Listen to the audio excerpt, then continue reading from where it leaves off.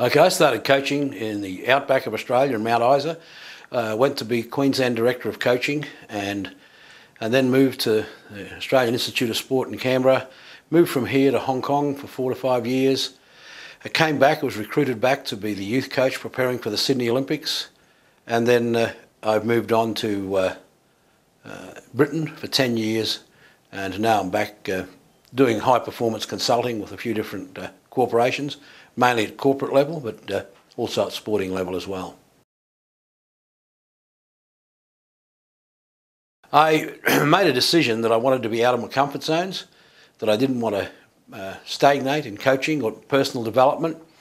Britain was an obvious choice. I was headhunted and recruited for the job, and I felt that there was an opportunity for me to develop personally, and I didn't want to stay in a comfort zone in Australian sport.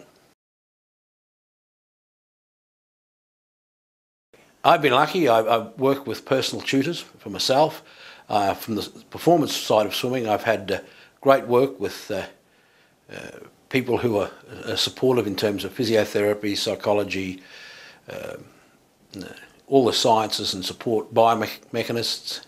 I recruited a lot of people into Britain, tried to build the most formidable coaching team that I could, surrounded myself with best and good people, and that was fantastic in it that we went from British swimming from 2000, where we had no ranking at all, to third overall in 2008, which is due to the response of the support staff and the coaching team I had around me.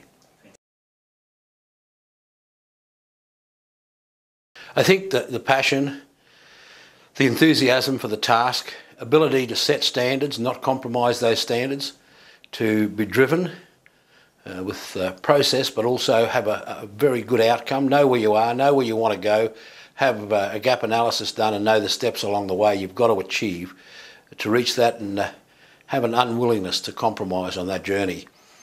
Also, I think good coaches today, the coaching has changed tremendously over the years. It's no longer the same old that it used to be. It's now more advanced, and I think as a coach from the past, it's been a challenge to keep up with that. I think the opportunity now for young coaches to come in and be exposed to a whole range of people, a whole range of experiences, can fast track.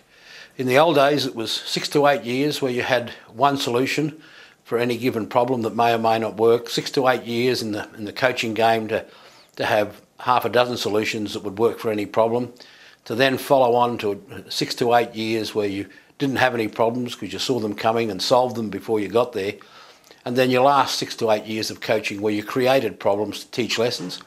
I think we've seen that reduced down quite considerably, so that coaches are much better prepared today due to the courses like the Australian Sports Commission run and conduct, and Darlene Harrison and the team do an excellent job, as Darlene did in Britain when she was there, in preparing young coaching talent to take on the world, be innovative and creative and driven towards success, much more so than it was in the past.